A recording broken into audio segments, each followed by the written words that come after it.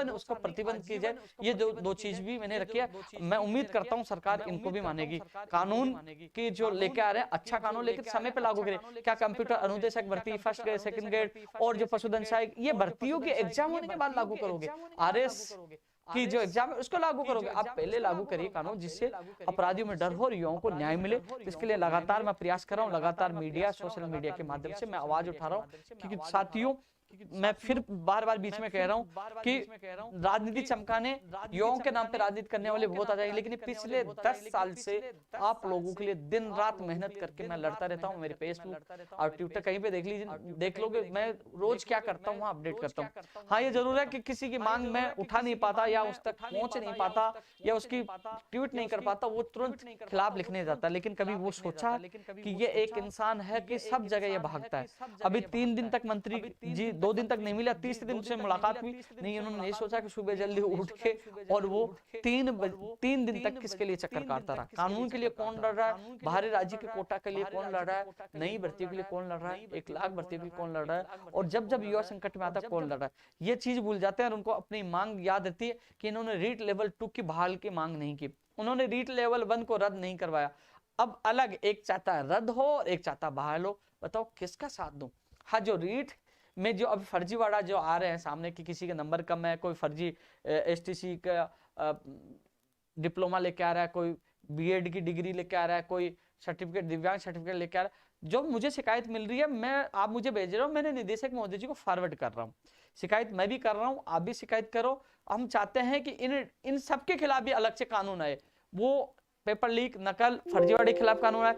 अब फर्जी degree, diploma certificate के लिए अलग से कानून लाए, इनको भी जेल में डाला जाए, इनकी भी ऐसी तैसी करी जाए। ये भी मांग हम सरकार से कर रहा हूं। मैं ये मांग भी मैं उठा रहा हूं सबसे पहले, और मांग सरकार से कर रहा हूं। अब एक चीज और बता दूं, अब जैसे ये कई चीजें मैं देख रहा हूं ना कि 23 नंबर, 21 नंबर और फर्जी डिग्री, डिप्लोमा, खेल प्रमाण पत्र, मुझे नहीं लगता कट ऑफ क्या हालात हो। उस दिन जब मैंने ट्वीट किया कि 2-3 नंबर ही ज्यादा बढ़ सकते हैं, क्योंकि 1 नंबर पर हजारों की संख्या है। लेकिन अब मुझे भी लगने लगा कि सरकार ने डेटा ओपन नहीं किया। सरकार ने ये नहीं बताया 45 से 50 के बीच में कितने हैं, 40 से 45 के बीच में कितने हैं, 35 से 40 के बीच में कितने हैं, 30 से 35 के कितने। उन्होंने कोई भी डेटा ओपन नहीं किया। डेटा ओपन नहीं करने का मतलब दाल में कुछ काला पूरा ही काला। इसका मतलब मुझे नहीं लगता कि कट ऑफ, लोग कहते हैं ना कि 135 के पार भी जा सकती है, तो डाटा ओपन नहीं करने का मतलब भैया कुछ भी हो सकता है। जो लोग कह रहे हैं ना रीट लेवल 2 की बहाल की मांग कर रहे थे, रीट 1 वाले कह रहे हैं कि हमें बैकलॉग के पद जुड़ाओ। बैकलॉग के पद नहीं जुड़ेंगे, नियम अनुसार नहीं है। आपका एक प्रतिनिधि मेरे ऑफिस में आया था, अधिकारियों से उनके सामने बात की थी, क्यों नहीं जुड़ेंगे? उनको पता है वो पद है ही नहीं, वो पद ऑलरेडी पहले शामिल है, नहीं जुड़ेंगे। लेकिन ये जो कह रहे हैं, एक कह रहे हमारी ज्वाइनिंग कराओ, दूसरा कह रहा रद्द करो। ऐसा हाथ जोड़ लिया मैंने, ना मैं रद्द की बोलूंगा ना ज्वाइनिंग की बोलूंगा। एक की बोलता दूसरा गाली देता है। अरे पता नहीं, तुम तो कह के दूर हो जाते हो। मुझे पता है पेपर लीक को, आज भी कह रहा हूँ फर्जीवाड़ा, मैं इस बात पे कायम हूँ। लोग कह रहे सीबीआई की जांच के लिए, आपने कहा था सीबीआई की जांच के लिए लगातार आप लोगों को बुलाया, आप घर से नहीं निकले। लेकिन न्यायालय के माध्यम से, ऐसा नहीं कि न्यायालय में चल गया सीबीआई की जांच, समय लगेगा। सुप्रीम कोर्ट में डायरेक्ट नहीं जाया जाता, हाई कोर्ट से फिर सुप्रीम कोर्ट में जाया जाता है। लेकिन हाई कोर्ट में भी हम तरीके से वो रिट पिटीशन जो तैयार कर रहे हैं, वो तरीके तथ्यात्मक कर रहे हैं। मेरा एडवोकेट शायद आने वाले वीक में फाइल कर देगा। उससे पहले कई चीजें में उसमें मैंने जोड़ी है, कई चीजें उनमें रखी है, तो ऐसे में समय लगेगा। ऐसा नहीं कि अभी सुनवाई होगी, कब सुनवाई होगी, कब फैसला होगा पता नहीं, सुप्रीम कोर्ट तक जाना पड़ जाए। लेकिन ये जरूर है सीबीआई की जांच के लिए अंतिम क्षण तक लड़ेंगे। जो व्यक्ति फर्जी लगेगा वो तो जेल जाएगा और उसका जीवन खराब होगा। अभी भी मेरा लाइव देख रहा है, वो सुन लीजिए, वो फर्जी ज्वाइनिंग लेने की कोशिश ना करें, क्योंकि वो बचेगा नहीं। सीबीआई जांच होगी तो वो खोद के निकाल लाएगा और उनका भविष्य खराब हो जाएगा। वो खुद के साथ उसका परिवार का भविष्य खराब हो जाए। इसलिए सीबीआई की जांच के लिए मैं हाई कोर्ट से लेकर सुप्रीम कोर्ट तक लड़ाई लड़ूंगा, पीछे नहीं हटूंगा। यदि युवा 10,000 या 5,000 भी आ जाते तो हम सिविल लाइन में घुस जाते, तभी सीबीआई जांच होती। लेकिन युवा आए नहीं, 9 को इंतजार किया, 24 को इंतजार किया, घर से निकले नहीं। लेकिन फिर आखिरकार निर्णय लेना पड़ा कि अब सुप्रीम कोर्ट, हाई कोर्ट से लेकर सुप्रीम कोर्ट तक सीबीआई के लिए लड़ेंगे। क्या कह रहे थे बताओ? अब तो ये तो रद्दी है, कोई दिक्कत नहीं। ये तो यहाँ से लिया मैंने, कोचिंग से लिया। मैं किसी, ये क्या है कि कोचिंग में आता हूँ, स्टूडियो मेरे पास थोड़ी है, ये कोचिंग है, यहाँ के स्टूडियो में लाइव करता हूँ, तो इनकी ओमार शीट है ये। अरे इसको यार रीट उठ की मत समझ लेना, ये कोचिंग की ओमार शीट है। एग्री। हाँ, ये मार्कशीट उसकी है, तो वो मैंने कुछ लिखा था पॉइंट्स, तो ये पीछे से दिख रहा होगा आपको, लग रहा कि कोई नहीं है, तो हमारे वो बच्चों के जो ये टेस्ट लेते हैं। तो चर्चा मैं कर रहा था कि कानून से लेकर जो तमाम ये जो रीट की चर्चा कर रहा था मैं, कि अब कितनी कट ऑफ जा सकती है अब मैं भी नहीं कह सकता भैया। जिस प्रकार मामले सामने आ रहे हैं, डेटा ओपन नहीं करना खतरे का निशान है, कितनी कट ऑफ जा सकती है। लेकिन सुप्रीम कोर्ट तक इस केस को लड़ेंगे, और जो मंत्री जो भी लिप्त है उसको बख्शा नहीं जाएगा। उनके खिलाफ खुला मोर्चा मैंने खोल दिया है। हालांकि सरकारों से सीधी टक्कर लेना आसान नहीं होता, उस दौरान कई खतरे, कई चीजें होती है, किसी चीज में फंसा के अंदर डाल दे, कुछ भी कर दे। लेकिन मैं हर युवा बेरोजगार के लिए, उनके सपनों के लिए मैं टकरा जाऊंगा। सरकार कोई सी भी, पिछली सरकार हो, लड़ाई लड़ता था, अब हो, लड़ रहा हूं, लगातार प्रयास कर रहा हूं, लेकिन हारा नहीं। और सीबीआई जांच के लिए मैंने आपको बता दिया, लड़ेंगे, इसमें समय लग सकता है, लेकिन ये जरूर है कि फर्जी जरूर सचेत रहे, वो बचेंगे नहीं। वो ऐसा है कि वो ज्वाइनिंग करने ही नहीं जाए, अच्छा रहेगा, नहीं तो जेल तो जाएंगे वो। रही बात रद्द वाले, रही बात न्यायालय वाले, बहाल वालों ने हाईकोर्ट में लगा दी, और रद्द वाले आप प्रयास कर रहे हो। मैं एक का भी पक्ष नहीं लूंगा, मैं ये भी नहीं कह रहा इनको ज्वाइनिंग दो, नहीं, मैं ये भी नहीं कह रहा रद्द करो। भैया एक का पक्ष लेते हैं, भाई तुम लोग टूट पड़ते हो भूपेन्द्र यादव उनके साथ है। अरे यार, मैं लगातार आप लोगों के साथ देने के बावजूद भी आप कहते हैं, तो मैं किसी का पक्ष नहीं लूंगा, कुछ भी कहो। अब प्रयोगशाला सहायक भर्ती 2018 के जो 965 पदों पर जो ज्वाइनिंग फाइनल सूची जारी हो गई है, 1583 पद है, इनकी वेटिंग सूची और आएगी। और यह जो भर्ती रद्द कर दी गई थी, पहले प्रोविजन सूची हुई थी, फाइनल सूची कल जारी हो गई है। मैंने ट्वीट किया था कि मंत्री जी घोषणा करेंगे, मंत्री जी ने घोषणा कर दी। ये वो भर्ती है जिसको रद्द कर दिया था, संघर्ष के बदौलत उस भर्ती को जिंदा करवाकर उसके आदेश भी करवाते हैं। शुभकामनाएं अभ्यर्थियों को। एक सवाल है फार्मासिस्ट भर्ती को लेकर। फार्मासिस्ट भर्ती में क्या है कि जब समझौता हुआ था, वार्ता हुई थी, इनके जो एक ग्रुप चाहता था कि हम लोग कई सालों से नौकरी कर रहे हैं, हम सीधी भर्ती के माध्यम से लगना चाहते हैं, हम तैयारी नहीं कर पाएंगे लिखित परीक्षा की। दूसरा ग्रुप चाहता था कि लिखित परीक्षा हो। प्रयास दोनों ने किए। एक बार बाजी लिखित परीक्षा वालों ने जीती, मंत्री ने लिखित में दिया और कहा कि हम लिखित परीक्षा करवाएंगे।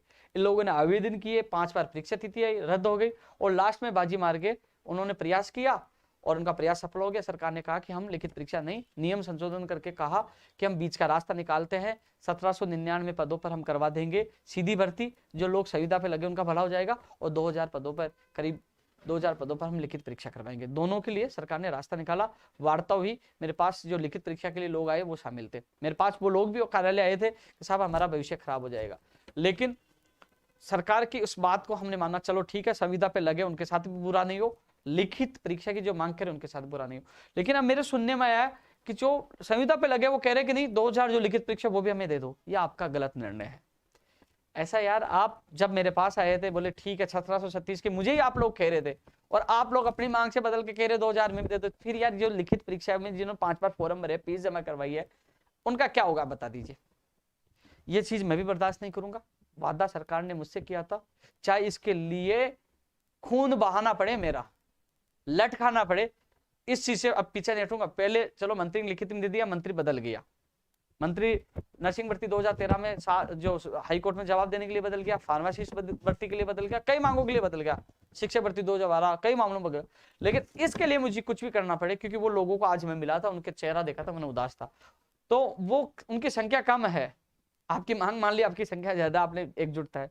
लेकिन अब सरकार का फैसला उन्होंने माना, मैंने माना, मैंने इतना, आप लोग आए मेरे पास, मैंने कहा चलो ठीक है, ये संविदा पे लगे, इनका भविष्य खराब नहीं हो। लेकिन उस आप भी उसी चीज से सहमत है, लेकिन अब पीछे से जाके कह रहे हो कि ये कर दो, आप बड़े बड़े लोगों को साथ ले जा रहे हो। भैया अब जो पद बच गए 2000, इसके लिए मैं तो जी जान से लड़ाई लड़ूंगा, चाहे पूरी सरकार की खिलाफत करनी पड़े, कर रहे खिलाफत, लड़ना पड़े लड़ेंगे, इन लोगों के साथ अन्याय नहीं होने देंगे, चाहे इसके लिए कुछ भी करना पड़े। और आपको जितनी ताकत लगानी लगाओ, क्योंकि न्याय के लिए, क्योंकि मैंने न्याय के लिए, चलो आपके साथ भी गलतियां मैंने लाइव बताया था, इनके साथ भी गलतियां, बीच का दोनों का रास्ता निकाला गया था, लेकिन अब अचानक ऐसा धोखा करना बिल्कुल गलत है, अनुचित है। मैं आपको ये कहना चाहूंगा, अब आपको ये कहना चाहिए कि आपकी जो 1799 की भर्ती की विज्ञप्ति जारी होगी, आवेदन प्रक्रिया होगी, जल्द से जल्द आपको ज्वाइनिंग दे, इसमें मैं समर्थन करूंगा, और जल्द से जल्द इन भाइयों की नौकरी निकाले, ये तो वाजिब है और सही है। ये न्याय का सिद्धांत के तहत ये सही बात है, ये तो आपको हम सबको मिलकर करना चाहिए दोनों पक्षों को। और आप कहोगे वो पद भी हमें दे दो, ये गलत है, इसके लिए मैं तो आपके इस मामले के खिलाफ हूं, मैं इन लोगों के साथ हूं। और मैं बात कर रहा था ना, कंप्यूटर भर्ती के लिए मैं खुद मिल के आया था और अब उसकी तिथि जारी हो गई है। कंप्यूटर भर्ती आपको पता है एक इतिहास में, ये भी पन्नों में लिखा जाएगा। लखनऊ तक लड़ाई लड़के जीत के संविदा से स्थायी करवा के उसकी विज्ञप्ति, उसकी परीक्षा तिथि सब कुछ जारी करवा दिया। अब एग्जाम की तैयारी करिए आप। पशुधन सहायक भर्ती की विज्ञप्ति आज जारी होगी, मैंने ट्वीट कर दिया था, वो जारी हो गई।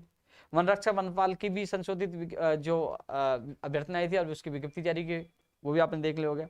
ग्राम विकास अधिकारी भर्ती का परिणाम कब आएगा और सिलेबस? ग्राम विकास अधिकारी भर्ती का परिणाम तो इसी महीने में आने के लिए, कल जब मैं मिलके आया था तो मुझे चेयरमैन मोदी जी ने कहा था कि इसी महीने में निकाल देंगे, तो इसी महीने के लिए, होली के बाद के लिए कहा है वीडियो के परिणाम के लिए। लेकिन सिलेबस के लिए लोग बहुत परेशान है, तो मैं इतना ही कहना चाहूंगा, कमेंट तो आप बहुत करते हो, आइए। नहीं, मैं तो वहां अधिकारियों से मिलकर आया था, यहाँ चेयरमैन साहब से मिलकर आया था, न्यूज में मैंने आवाज उठाई कि अधिकारी सुन नहीं रहे, लेकिन कई बार अधिकारी नहीं सुने तो घर से निकलना चाहिए। आप आइए, मैं आपके साथ जहां धरना प्रदर्शन करना, जहाँ चलना मैं चलूंगा, लेकिन निकलना आपको पड़ेगा। या नहीं कि दूसरी रीट वाला पट्टवारी वाला आ गया तो आपकी आवाज वो उठाएगा, नहीं, वो अपनी मांग उठाने आते। आप अपनी मांग के लिए घर से निकलिए, जहां चलना, जहां प्रदर्शन करना, मैं चलूंगा, आपकी आवाज उठाऊंगा, लेकिन निकलना आपको पड़ेगा। टीआरई की विज्ञप्ति, अब टीआरई का ही नंबर है, टीआरई की विज्ञप्ति सिलेबस का भी लोग इंतजार कर रहे हैं। धीरे धीरे विभाग जो बोर्ड विज्ञप्तियां जारी कर रहा है, तो अब आपका ही नंबर है।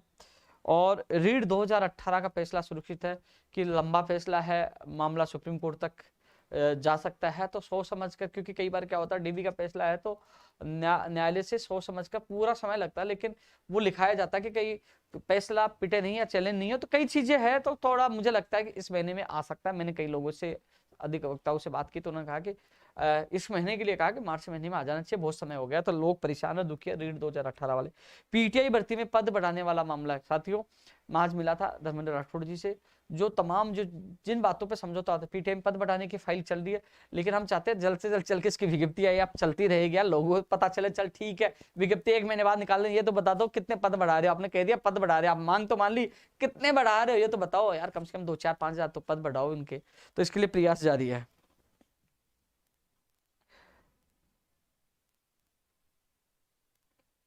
टेक्निक हेल्पर वाले के लिए ये लागू भैया, टेक्निक हेल्पर वालों को मैं बता दूं, आपकी पदों की संख्या बढ़ाने को लेकर 24 तारीख को हमने सीएमओ में वार्ता में लेटर दिया था। उन्होंने वो लेटर पदों की उनसे विभाग से जवाब मांगा कि पद कितने रिक्त है, लेकिन आप संघर्ष करोगे। अरे 1512 पदों के लिए कितनी बार जयपुर में आना पड़ा, कितना आपने प्रदर्शन किया, तो इतने पदों पर आपकी वैकेंसी आई है।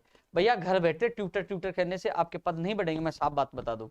वो सूचना मांग लेंगे, आपकी सूचना भी आ जाएगी पद इतने रिक्त है, लेकिन विज्ञप्ति में पद तब बढ़ेंगे जब आप लोग सड़कों पे उतरोगे। तो देख लीजिए, आ जाइए मैदान में, जब मैदान में मैं आपके साथ है, वादा किया था वो वादा पूरा कर दिया, फिर आ जाइए, मैं पूरा साथ दूंगा, लेकिन घर बैठे पद नहीं बढ़ेंगे, साफ कह दूं, घर से निकलना ही पड़ेगा तब पद बढ़ेंगे। जलदाय विभाग में भर्तियां निकालने को लेकर मैं महेश जोशी से मिला था और वो वादे भी याद दिलाया था। उन्होंने कहा कि इसमें संबंधित अधिकारियों से जल्द मीटिंग लेने की बात उन्होंने कहा था। 1 लाख भर्तियों की मैं चर्चा कर ही चुका हूँ। बीएड बीएसटीसी के जो अभ्यर्थी आए थे कि हमारी इंटर्नशिप के आदेश नहीं हो रहे, वो आदेश हो गए ना, वो भी भैया धीरे धीरे कई काम भाग दौड़कर हो रहे हैं। जिसका काम हो गया वो चुप हो गया, जिसका नहीं हुआ हमारा काम क्या हुआ यार। सोच तो लिए एक इंसान है यार जो लगातार आप लोगों के लिए भाग रहा है, उनके इंटर्नशिप के आदेश हो ही गए। स्टेनोग्राफर का परिणाम आ गया बिजली विभाग के, मैं अधिकारी के चेंबर के बाहर बैठ गया था जाके, कार्यालय के बाहर, स्टेनोग्राफर का आ गया, सूचना सहायक का आ गया, जूनियर अकाउंटेंट का आ गया, अब जूनियर असिस्टेंट और इलेक्ट्रिकल जैन का, इसके लिए मैं प्रयास कर रहा हूं, उनका परिणाम भी जल्द से जल्द आए। सेकंड ग्रेड 2016 की मैंने आप लोगों को बता दिया। बेरोजगारी भत्ता में इंटर्नशिप हटाई जाए, इसके लिए इतने ट्विटर पे इतने मैसेज है, आपके लिए भी ये मैसेज है। अलग अलग भर्ती के लोग आते, प्रदर्शन करते, अपने काम करा के चले जाते, कोई भी आवाज नहीं उठाते। इसलिए आप भी एक दिन समय निकालिए, आइए। इसके लिए ये बड़ा मामला है कि बेरोजगार तैयारी करे या 4 घंटे की नौकरी करे, लेकिन इसके लिए जब सड़कों पर उतरेंगे, आवाज उठाएंगे, जब प्रदर्शन होगा, तब सरकार तक बात पूछेगी। मैंने आपने देखा होगा कथनी और करनी में क्यों अंतर, सरकार के खिलाफ खुला मोर्चा खोला कि आपने कहा था कि सीधे हम पैसे देंगे, कोई इंटर्नशिप लागू नहीं होगी। आपने इंटर्नशिप लागू करके युवाओं के साथ धोखा किया, लेकिन जब हम सड़कों पर उतरेंगे तो मीडिया भी चलाएगी और कहीं ना कहीं इनको लगेगा हमने धोखा किया। तो आपको सड़कों पर उतरना जरूरी है, लेकिन आप आइए, मैं उतरने के लिए तैयार हूं। निकल तो लीजिए घर से, निकलना चाहते नहीं हो घर कहते हो, बैठे बैठे कहते हो इंडस्ट्री बंद हो जाए। मैं इसके खिलाफ लेटर लिखा, आवाज उठाई, मीडिया में बोला, लेकिन एक बार धरातल पर भी इसके लिए संघर्ष करना जरूरी है। कृषि प्रेक्षक का परिणाम आया, नियुक्ति आदेश भी आज हो गए बताए। कृषि प्रेक्षक वालों को जल्दी कुछ खबर, शुभकामनाएं। और जो विजय व्यास जी जो रिटायर्ड जज साहब हैं, उनकी कमेटी बनी थी, उनको 25 सुझाव जो आप लोगों से सोशल मीडिया से मैंने सुझाव मांगे थे, उनमें से चुनकर अच्छे 25 सुझाव मैं सौंप कर आया हूं। उम्मीद करता हूं सुझावों को लागू करेंगे, और वो सुझाव लागू होंगे तो भर्तियों में पारदर्शिता आएगी और युवाओं को समय पर रोजगार मिल पाएगा। वो सुझाव मैं खुद डीओपी सेक्रेटरी हेमंत गेरा जी से, जो IAS अधिकारी, उनसे मिलकर मैं खुद दे के आया हूं, वो खुद बनाकर आपको। विद्या संपल योजना का लगातार हम विरोध करते हैं कि भाई आपको लगाना है तो बेरोजगारों को लगाइए, रिटायर्ड कर्मचारियों को क्यों लगा रहे, इसका विरोध हम लगातार कर रहे हैं। फर्जी डिग्री डिप्लोमा के लिए मैं बोल चुका, विशेष शिक्षक के पद आए, इसके लिए भी उन्होंने वादा किया था, और इसके लिए आपके साथी मेरे संपर्क में जितनी मदद होगी मैं करूंगा। दिव्यांग आरक्षण के भी लोग मुझे मैसेज कर रहे हैं, तो इस मामले में देख के वो कह रहे हैं कि 117 120 नंबर आने के बाद भी उनका चयन नहीं हो रहा, लोग 70-80 नंबरों में उनका चयन हो रहा था। इस मामले में भी संज्ञान में ले, और इसका संबंध में मैंने ट्वीट किया था, सरकार से निवेदन करूंगा इस पर भी संज्ञान में ले। और अब मैं इसमें देख लेता हूँ, कोई रह गया तो और मैं देख लेता हूँ।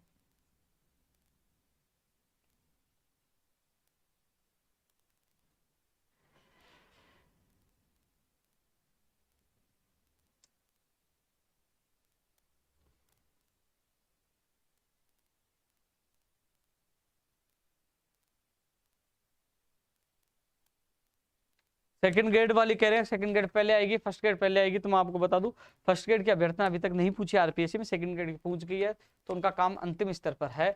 उसकी विज्ञप्ति की कभी भी जारी हो सकती है, और वो तिथि के भी बारे में कभी हो सकता है, लेकिन मैं उन्होंने कहा था पहले फर्स्ट ग्रेड और सेकंड ग्रेड सबका कैलेंडर साथ जारी होना चाहिए, लेकिन अब आरपीएससी सेकंड ग्रेड का पहले कर सकते हैं, लेकिन शिक्षा मंत्री जी को मैंने कहा सबका कैलेंडर साथ जारी हो और टकराव नहीं है, तो अब इस पर वो अधिकारियों से बात करेंगे, लेकिन सेकंड ग्रेड को लेकर कुछ फैसला हो सकता है, क्योंकि मार्च के लिए उन्होंने कहा था।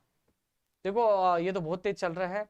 अब प्रयोगशाला साइक में कई लोग के नंबर ज्यादा थे, वो रह गए थे, इस संबंध में भी मुकुल शर्मा जी से मुलाकात की थी आज मैंने, और उन्होंने ये कहा कि सोमवार उनसे सब लोगों से कई लोग हैं जिनके ज्यादा नंबर हैं, और ज्यादा नंबर होने के बावजूद भी उनको बाहर कर दिया गया, तो वो वहां प्रार्थना पत्र दो, सोमवार को जांच करवाएंगे, यदि जो सही पाया जाता है उसको लिया जाएगा, और जो नहीं गलत।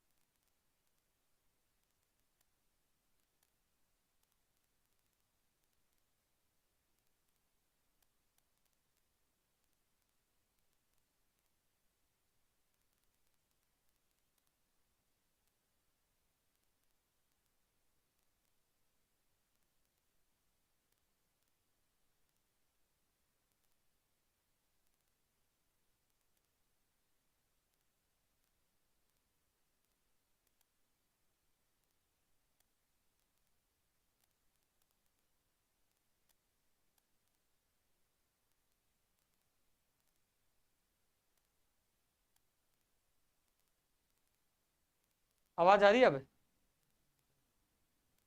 आवाज आ रही होगी शायद, बैटरी लो हो गई थी भैया। अरे भाई, उदार का स्टूडियो है यहाँ हूँ, बैटरी लो हो गई थी, आवाज वो बैटरी लो हो गई थी। अब आ रही होगी आवाज, बताइए आवाज आ रही है क्या? अब भाई कह रहा नहीं आ रही।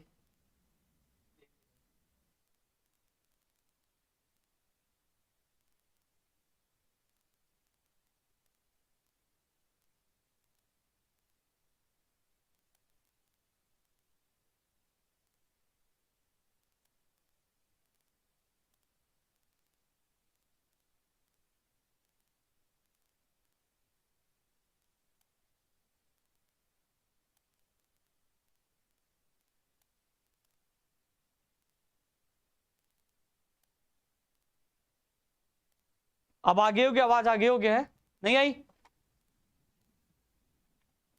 अटक गए भाई, आ रही है।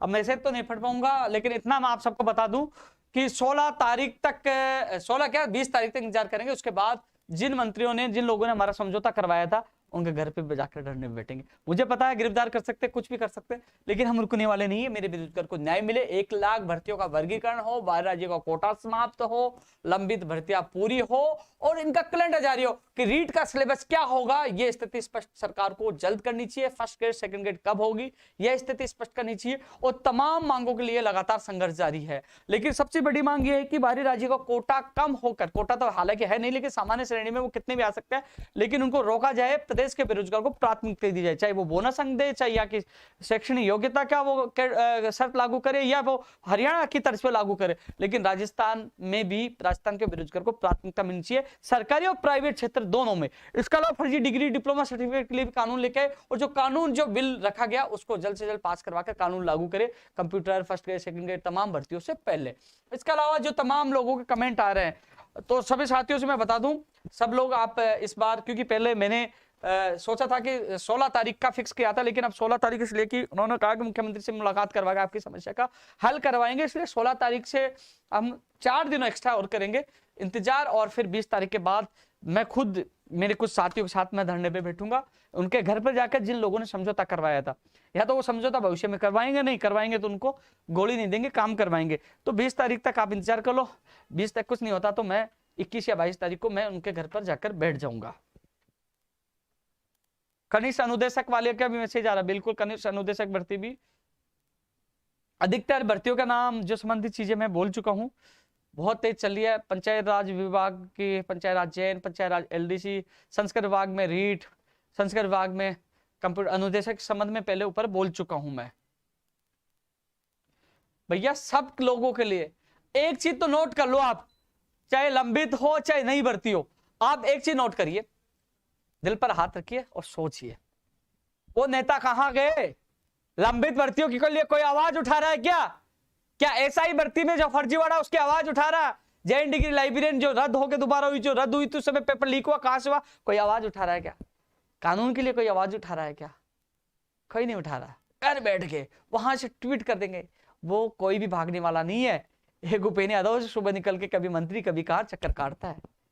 10 साल से आप लोगों के लिए लड़ा हूं, और जब राजस्थान में सबसे ज्यादा भर्ती आ रही है, क्योंकि मैं पीछे सरकार के पड़ा रहता हूं, इसलिए सबसे ज्यादा भर्ती आ रही है, कानून भी आ रहा है। अब मेरा सपना है कि बाहर राज्य को कोटा कम होकर राजस्थान के बेरोजगार को प्राथमिकता मिले, ये मेरा अगला लक्ष्य है, इसके लिए पूरी ताकत लगाऊंगा। लेकिन कानून अब जल्द से जल्द आए, और 1 लाख भर्तियों के लिए इसमें मैं जिद कर रहा हूं कि यार पता चले कि कई लोग अलग अलग भर्तियों का इंतजार कर रहे हैं, कि 1 लाख अलग अलग विभागों में पता चलेगी, तो वो उस हिसाब से वो तैयारी कर सके, उनका वर्गीकरण जारी हो, उनका कैलेंडर जारी हो। तमाम मांगों के लिए लगातार हमारा संघर्ष जारी था, और जारी है, और जारी रहेगा। वीडियो के सिलेबस के लिए मैंने बोल दिया, आना पड़ेगा भैया, मिल लीजिए। और सोमवार को 12 बजे मैं राजस्थान बेरोजगार एकीकृत महासंघ कार्यालय युवाओं से मुलाकात करूंगा, सोमवार को 12 बजे। पुलिस भर्ती 2018 के लिए भैया साहब मना कर चुके हैं वो।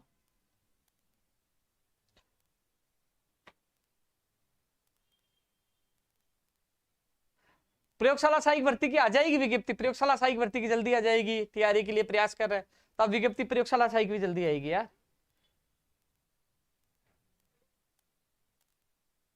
चलो साथियों, फिर अगले लाइव में एक बार फिर आपसे मुलाकात होगी। तमाम साथियों को यही कहना चाहूंगा कि आपका भाई पहले भी था, आज भी, आगे भी हमेशा साथ रहेगा, आवाज उठाएगा। हालांकि खुला मोर्चा खोला है, खतरा है सरकार से टकराना, लेकिन सच के लिए लड़ना भी जरूरी है।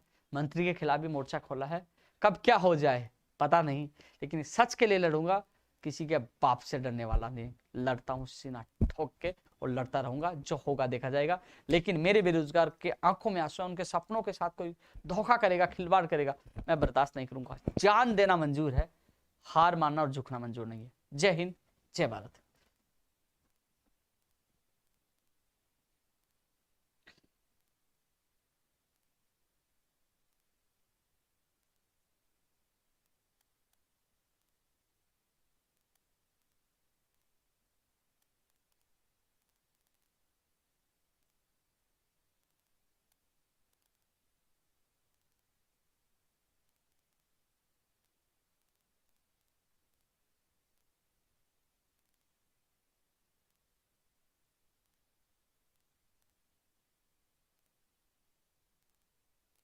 मैंने उससे पूछा, मैंने कहा भय तो नहीं लगता है।